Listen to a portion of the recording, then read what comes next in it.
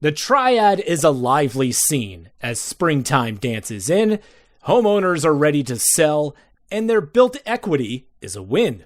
Great homes will be for sale with a new deal behind each door.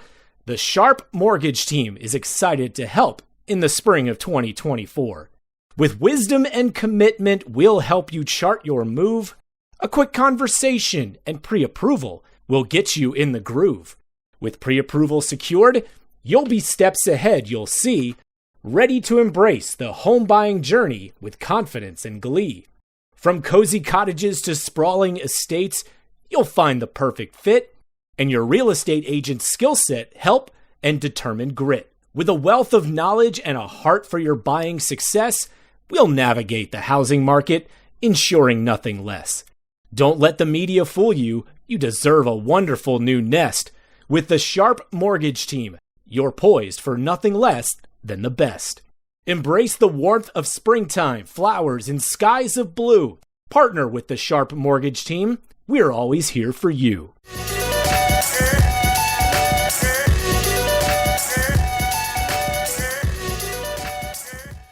All right, ladies and gentlemen, welcome back to Zero Dark Nerdy, the galaxy's favorite pop culture podcast, brought to you by the Believe Podcast Network, betonline.ag for all your sports betting needs, Golden Ticket Cinemas with the brand new Hollywood Ale House right here in Greensboro, North Carolina, and 19 other locations across the United States, and our good friend Sailfish Comics.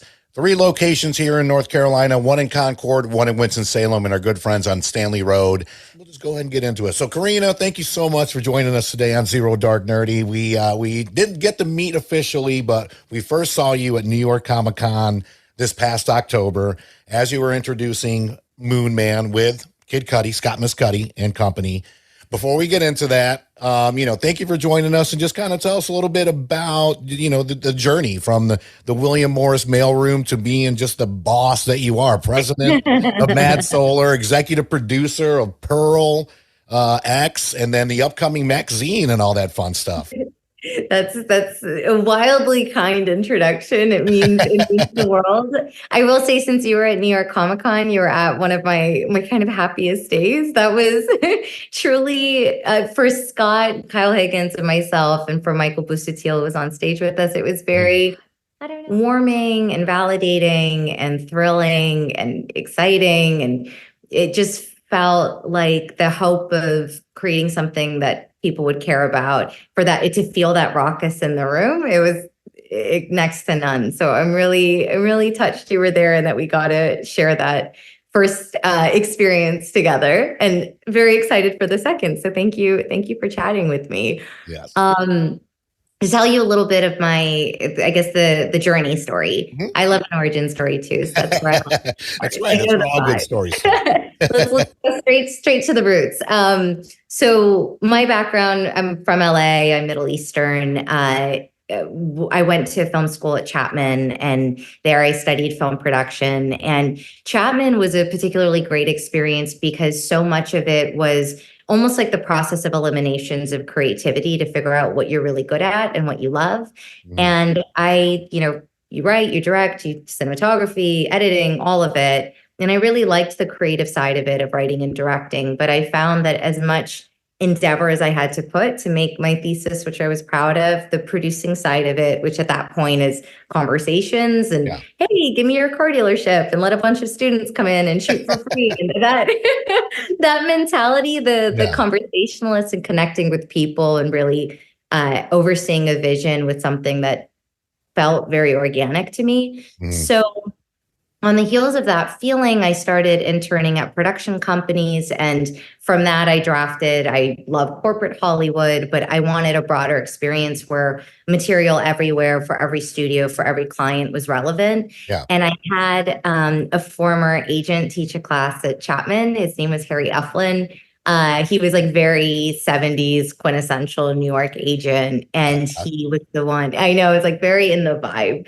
Yeah. He was the one who pointed me toward the agency. So right after I graduated, I started in the mailroom at WME, went through that ladder path, became an assistant, then a coordinator, then a talent agent, and my relationship with Scott started there. He and I started working together, me as his agent and him as my client when I was at WME.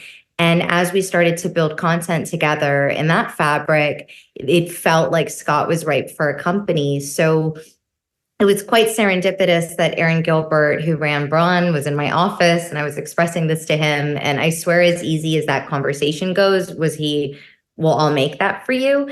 So we built the company out with him. And at that point, I'd left to run it. So enter Matt Solar in the 2.0 version of my life. Oh gosh, that's fantastic. And I got to say, like, going back to what you're talking about for Comic-Con, the vibe in the room, I've been to a lot of panels. I've been to a lot of Comic-Cons.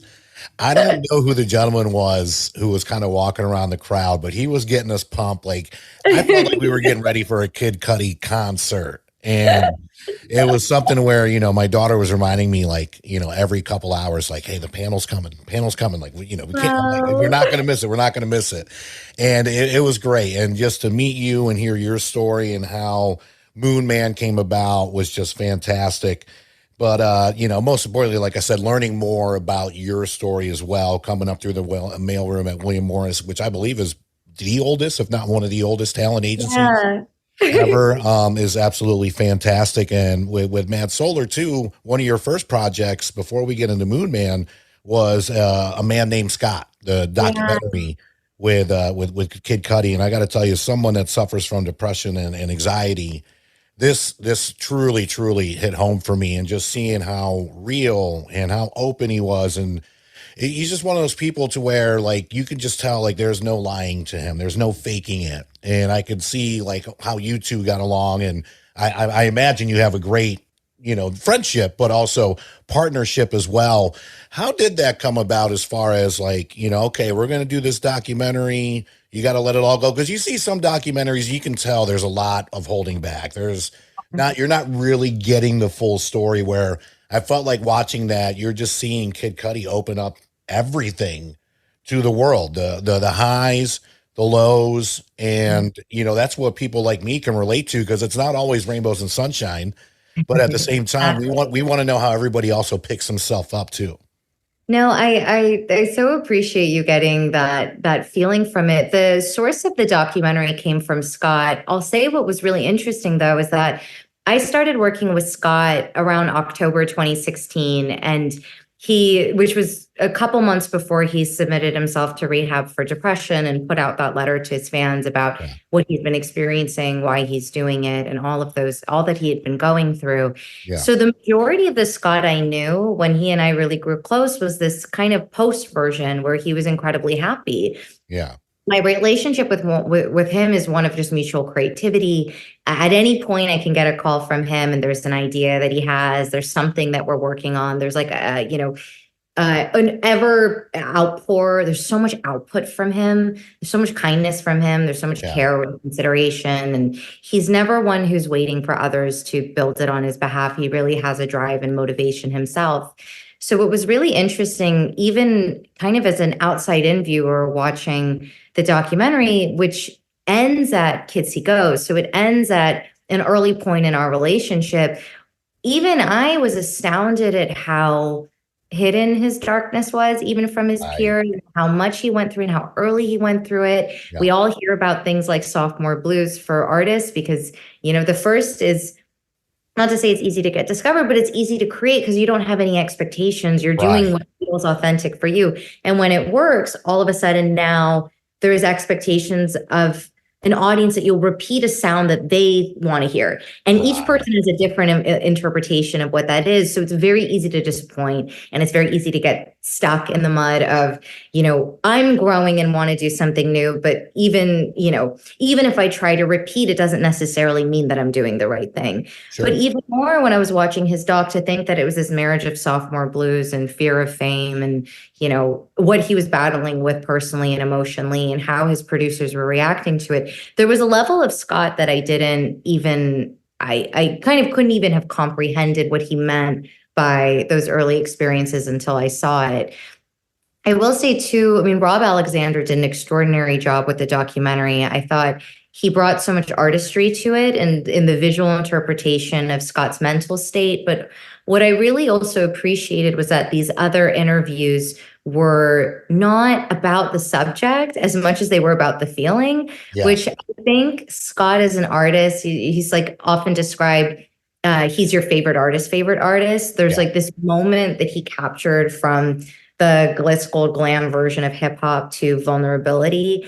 And I loved hearing other artists trying to like interpret what that meant for them and how it either shifted their own practice or inspired them, or, just this sort of like change that it created and opened up. So yeah, the documentary was a very, I think, cathartic experience for everybody involved. Yeah.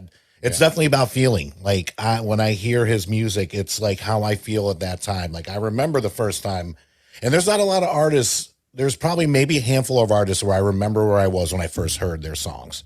Like I remember where I was, where I heard like Nothing But a G Thing and, some monumental tracks and stuff like that. But I remember where I was when I heard Day and Night. I remember where I was when I heard the original Pursuit of Happiness. And as much as I love the remix, still love the original. But then you see him, like I just saw a video where I think it was Coachella or whatever. He was on stage dancing to Electric Feel, which is so dope. And that's one of my favorite songs too. So just like how he's unapologetically, however you say it. So no, he definitely, that's something that I really do admire about him. And I think what's been really interesting in the kind of time that we've been together is that so much of his goal is to expose how happy he is as sort of the button on, there is light at the end of the tunnel. That feeling of, guys, if as low as I was, I can feel settled in here. Just like imagine how possible that journey then becomes, which is really nice. It's time to get serious about your financial future. It's never too early, but it could be too late to get started. And that's oftentimes the hardest part, getting started. How much do I save? Where do I invest? Do I save for college or retirement? How much for each? And who do I talk to about it all? Okay, we'll keep things simple for now and help you answer the last one. We recommend you begin with a local financial advisor. And that's Jennifer Johnson of Three Magnolias Financial Advisors. She'll sit down with you for a complimentary introductory consultation and go over all of your questions. Get started on the path to achieving your financial goals. Visit 3magnoliasfinancialadvisors.com or call 336-701-1600. Get comfortable with your financial future. 3 Magnolias Financial Advisors. Retirement, financial planning, and investments. Securities offered through Cetera Advisor Networks, LLC, member FINRA SIPC. Investment advisory services offered through 3 Magnolias Financial Advisors. 3 Magnolias Financial Advisors and Cetera Advisor Networks are not affiliated. Cetera is under separate ownership from any other named entity. Let's get to it. I got the ash can from Comic-Con as well as the first issue here. Moon Man out right now. So if you have not gotten it, which I will say, Karina, I've been to every comic book store here in just North Carolina. I don't want to say all North Carolina, but at least all of them sold out. Oh, that's the best. completely sold out. Moon Man #1 came out January 31st. How excited are you for this project? And what's the long-term goal for this? Is this going to be a limited series? You're going to ride this till the wheels fall off? Like, of course, fill the fans in, because I read this with my daughter. We both got a copy being at the panel. And then, we both picked one up, obviously, when this came out. And then I actually went back to my comic book store this week and I was like, just out of curiosity, do you have any Moon Man #1s left? And they were like, no, done. God. The second printing should be hitting stores any moment. I think we're going to be getting into the third soon too, because a lot of the second was even pre-sold. So I'm very happy that you grabbed one that fills me with joy. I mean, the comic book, it's an immense amount. Like, it really hits my heart so deep seeing it and seeing it real and seeing the reactions, because it's something that, I mean, we were talking about anime and manga. It's something that, and for Scott, who was such a longtime comic fan, it hit the kid spot. Like, it was like, oh my God, you're doing the thing. There's something about this that just felt so you're holding it and you're reading the panels and even seeing the lettering and it just is so real. It's wild. Yeah. But the genesis of Moon Man really started, it was a little bit reflective in Scott feeling like Black superheroes had either been exploited or you're the fourth character in Fantastic Four. And like, what is that? What does it mean to be a Black superhero? And the idea of creating this character of Moon Man, which was actually, in his library first referenced in 2013 in his song. So it's something he's been sitting with for a long time, is like the counter to Mr. Rager is Moon Man. So it's a character that he's had familiarity and played with. The idea of creating him as a true superhero and doing it as a comic book really came from Scott's feeling of how authentically was I driven to see myself in characters as a kid, and that was going to the comic book stores. So for him, it's a funny kind of start, was that he went to comic book stores and the thing he fell in love with was Scud, the disposable assassin. And that's because he read Scud as Scott Mess Cuddy, and he was like, oh, that one's me. So he was obsessed with that comic. And the idea with Moon Man was, wouldn't it be so amazing if you put Moon Man on a comic book store in the same way that he found Scud? A young kid could find Moon Man and have that aspirational sense of self and what the possibilities could be for me. Yeah. In order to do that, though, the kind of key to that unlocked the kingdom was Kyle Higgins. He is extraordinary. My husband actually represents him, and it was like we were first talking about Moon Man, my husband was like, put down the phone, call Kyle. Like, this is I got you. Yeah, this is going to start and end your conversation as like simply as it began. Yeah. And Scott and I met Kyle. He has an incredible background that has done all of the traditional comics, from Batman to rebooting Power Rangers, but then he also created his own superhero for Image Comics, Radiant Black, right. And then out the entire Massiverse for Image Comics. So it was a very kind of like organic conversation to bring this to Image, but this was the first kind of outside of the Massiverse character he was coming on to.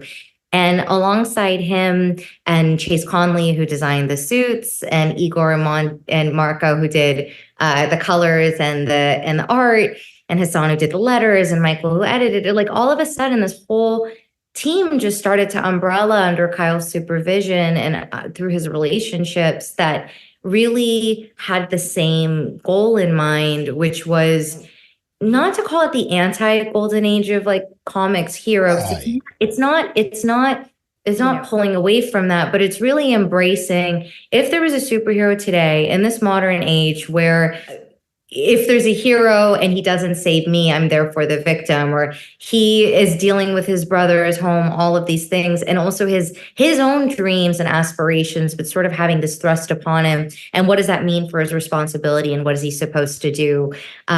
Also being in like a world that's wrought with change, and corporate greed is therefore, happening at the sort of like the defeat of the common man, right. And how do these two things grapple with one another? And for something that's so kind of personal and philosophical, not clear good versus evil, what is a hero in that format? What perspective are they supposed to take, and what are they supposed to do? So those are all sort of the thematics and conversations we wanted to raise with Moon Man, and really, kind of focus in on first that local hero and that grounded approach to who he is and what he can accomplish and what he's forced to deal with. And then that will obviously get bigger the more people who start to recognize that there is a hero, there is somebody with powers, and who is he and what can he do? Yeah. Love that. And I think that's definitely what I got just from the first issue, is the fact that it's not, you don't have like your big bad there, but there is that corporate greed entity, which I think that we can all relate to. So, it's good that, we always want somebody standing up for the rest of us, right? Yeah. And, and I definitely get the Mr. Invincible kind of aspect to it as well, which I knew was one of his big inspirations to it.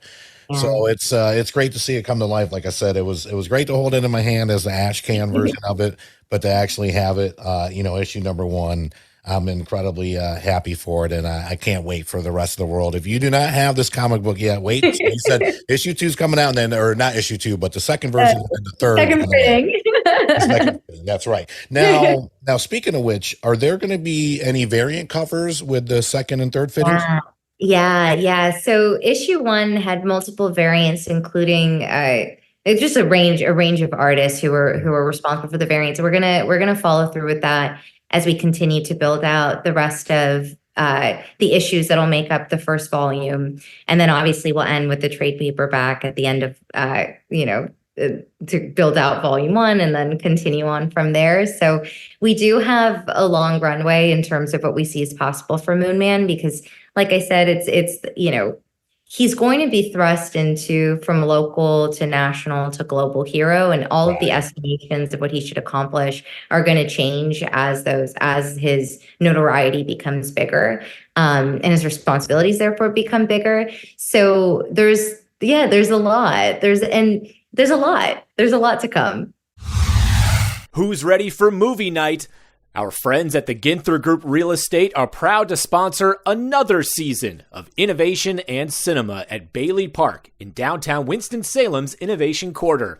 Up first, 1984's Never-Ending Story on Friday, April 19th. Bring your chair or blanket to Bailey Park for a great night of cinema from Aperture and food from a variety of local vendors. Pre-film fun begins at 6:30 and the movie begins at dark. These magical movie nights are made possible by the Ginther Group, the real estate experts we trust and showcase here on the Triad Podcast Network. Check their social media for info on each upcoming movie night.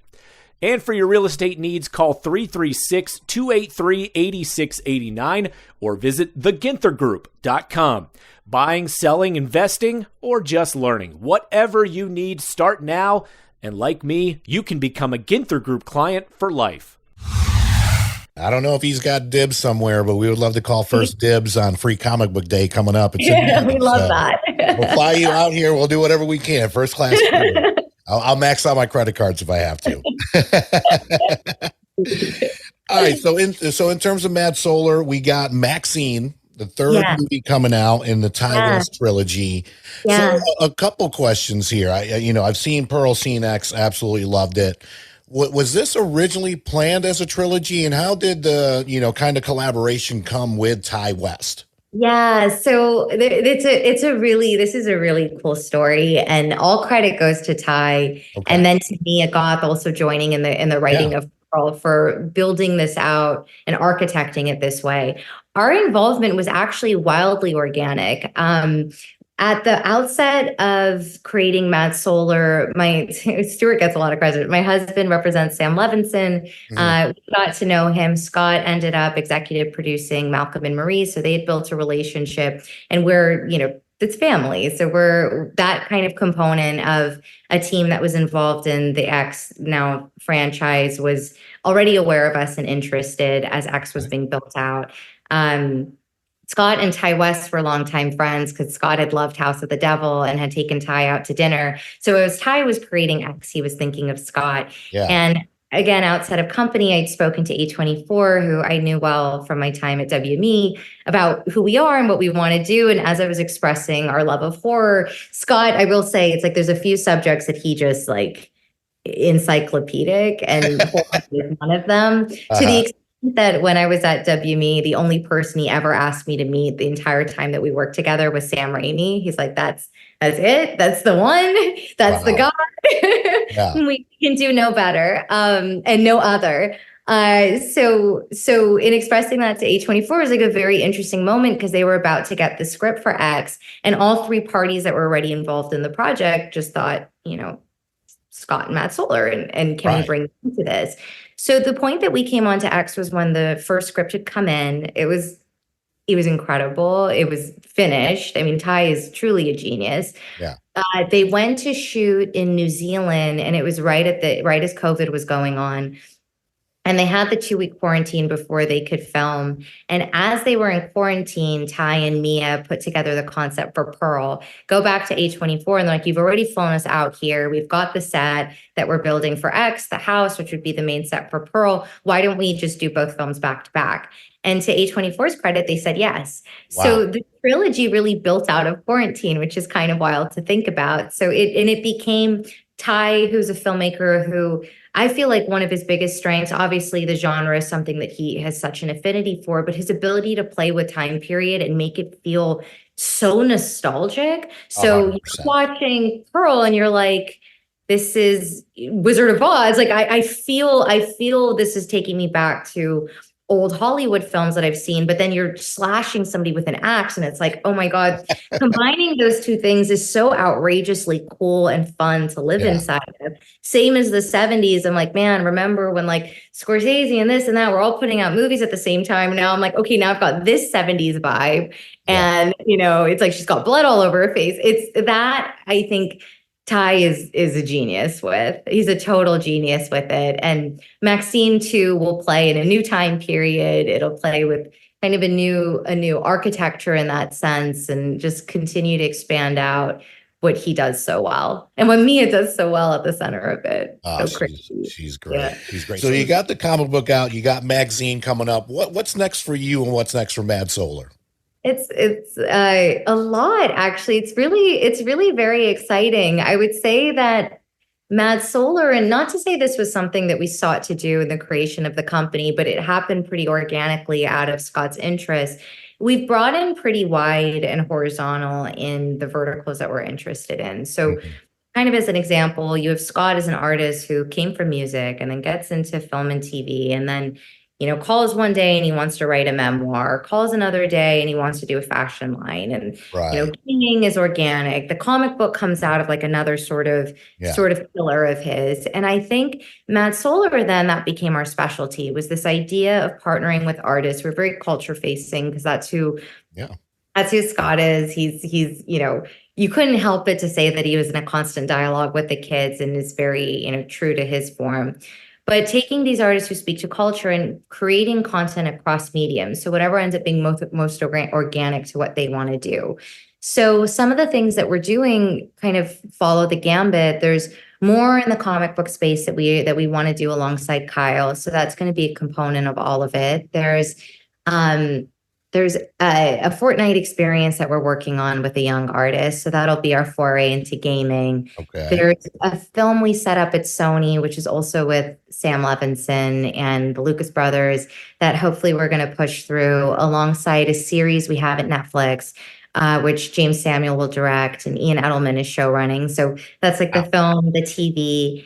And then another thing that's really kind of stellar, exciting, that we're very proud of that we're doing is that we're working with this artist, Jaron Braxton, on his feature directorial debut, which is like a very adult-facing, sonically driven monster movie that essentially we're hoping to sort of almost embrace the way that animation is done in Asia and Europe, where it's auteur-based, that at a price, rather than living through a studio system, which treats it as, and we experience this on Intergalactic, just takes a long time, a lot of people, a lot of money to put it together. So essentially the indie structure of building out animation in a US format is what we're working on with this artist, which is like insanely exciting. Lots of irons in the fire. I love it. You remind me of myself, but you have a little bit more money to play with than I do. So I have a lot of irons, just not enough fire. And I was looking into this. So the movie with the Lucas brothers, the tentative title is Hell Nah. Yeah. So this was actually Scott first brought up the idea when I represented him as his agent, and he always said, like, why don't I do it? This is the end style movie around me and my friends. I'm like, that's so smart. That's you answered all questions asked or answered just by that. One for us minorities out here. Right? Like, come on. So with that, he kind of brought, and it was actually, if we're gonna go back to where it started, he had this idea. We just closed our deal with Braun. Kevin Turin, who works with Sam and also had a deal with Braun at that point, I spoke to him about it. And as soon as I was telling him about it, he's like, we have to bring this to Sam. Brought the idea to him. He really loved it. So he and Scott crafted the story together. Okay. And then from there, alongside, the whole team involved, Kevin and Ashley and everyone, we brought the Lucas brothers in to write it. And then, before we even had an opportunity to pitch it, Sony took it off the market, and that was where it kind of landed over there. And the whole concept of it is a zombie apocalypse film at Paris Fashion Week, which is as kind of wild and crazy as it can get. We've got it's very death to the rich in a fun way. Everybody I do poking a lot of fun at themselves. And, we also joked, we're like, well, one of the questions was like, okay, what's going to make these zombies different? I'm like, well, you've never seen a zombie in haute couture and high heels. Like, how do you talk in that wardrobe? So there's the silly things like if the model, at one point you think the heroes are done, the zombies are on top of them, but they're model zombies. So they'll only nibble and not bite because they don't want to take calories. It's like, so it's very, very outrageous and fun. And Sony's been a wonderful partner on it. So I'm excited to see if how this all develops out. Love that. So it's kind of like Zombieland meets This Is the End, but during Paris Fashion Week. But during Paris Fashion Week, you throw those characters. I'm sold. So I don't even need a trailer. Don't even put out a trailer. Just put that out. That title. Leave everything else to the imagination, and then that way we can all go in blind and enjoy. I know. It's Scott's got some really fun ideas. I love it. I love it. Karina, before we wrap up, we do have some some fan questions for you. I want to get to know your pop culture thing. Going to do a little jingle here. So, these are questions from the fan. I know. I love this little song here. I'm like, I'm ready. All right. So we got some questions from the fans. Would like to know a little bit more just about your taste, your interests, this, that, and the other. Yeah. So the first one is, what is your favorite go-to movie or go-to album whenever you're feeling down and you just need just a little pick-me-up? Yeah. You see, you're gonna laugh. It's very antithetical to Scott. I'm not one who goes down very often, if that makes sense. I think that's come for me. I have a really, really, really close-knit family. And there was a point for me that I realized, oh man, if I just have my family, then everything else is okay. I don't know. So it's a hard question to answer in that sense, but I will say, whenever I want to be, and it's going to sound so whatever, but it's going to seem, but I'll lately I've been listening to a lot of Tchaikovsky. I've been going through his symphonies. And you were talking about songs that you can remember when, and I remember distinctly my best friend in college playing one of his symphonies for me. And I'd been looking for it for a long time. And it turns out it was the intro to Symphony No. 3. And I just I don't know, it hearkened this raucous celebration uplift in me. So right now I'm a symphony girl when I need Okay. my boost. I like it. I like listening to classical when I'm working, when I need to zone. So I like that. That's a different kind of answer, and that's good. Yeah, it's liberating. Yeah. And also on the content side, is going back to our mutual love would just be anime. There you go. That's right. That's right. You can always go back to anime. Any happy place. Love it. All right. This one's a serious one here. Question number 2. Who is your favorite Ninja Turtle? You don't even have to say why, but who is your favorite Ninja Turtle? Because I really believe that everybody has at least one Ninja Turtle. Yeah. So you took me straight, this takes me straight to being a kid again. I was trying to remember, I'm who did I really love when I was a kid? And I think I loved Michelangelo.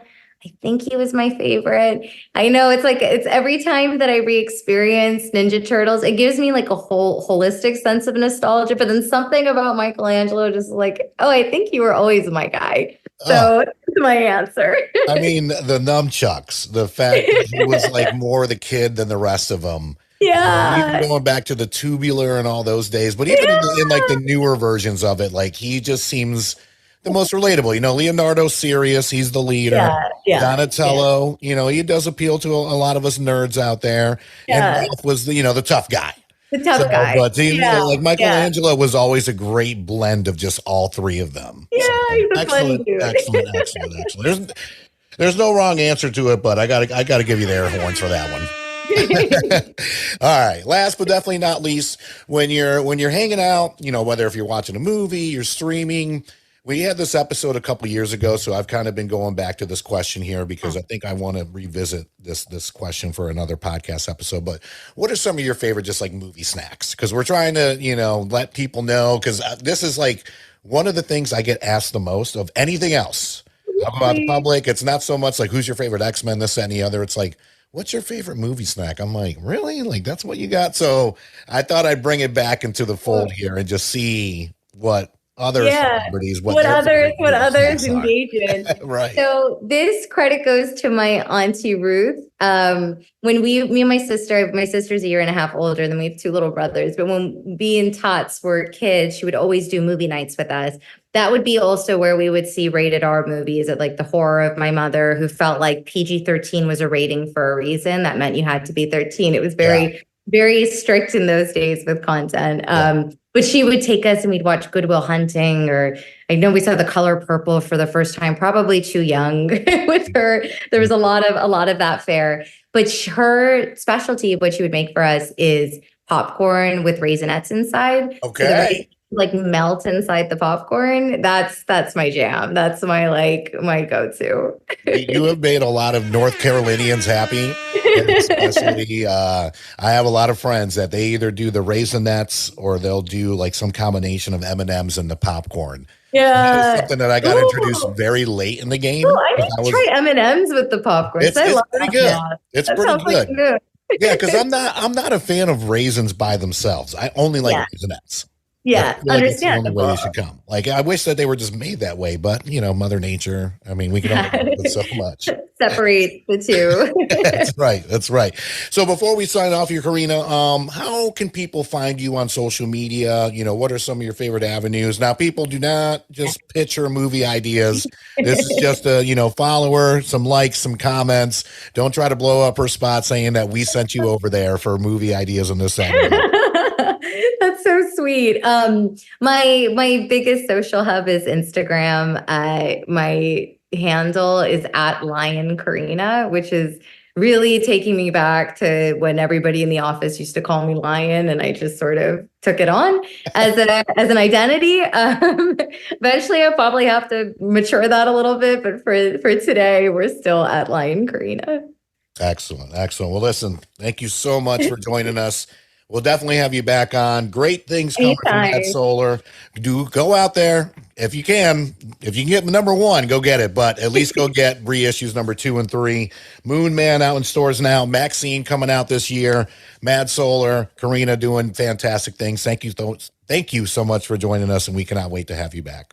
Well, this was too kind of you. I had the best time. Thank you for having me. Thank you so much. You got it.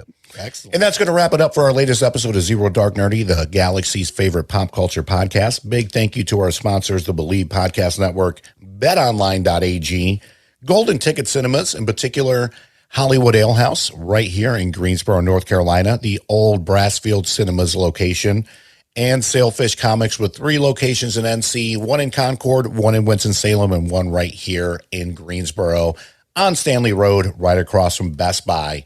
As always, feel free to check out our website, popculturepodcast.com, for all your entertainment news and notes, courtesy of our good friends over at zibster.com. That is ZIBSTER.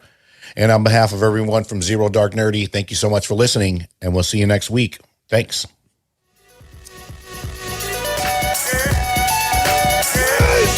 Yeah! Victory! And anger management? Fuck anger management.